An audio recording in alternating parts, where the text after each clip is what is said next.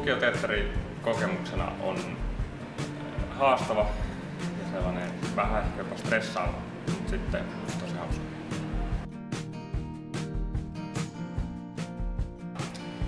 No tää näytelmä kannattaa tulla katsomaan, koska meillä on hyvä porukka ja se on vähän erilainen, mitä ehkä viime vuonnakin oli.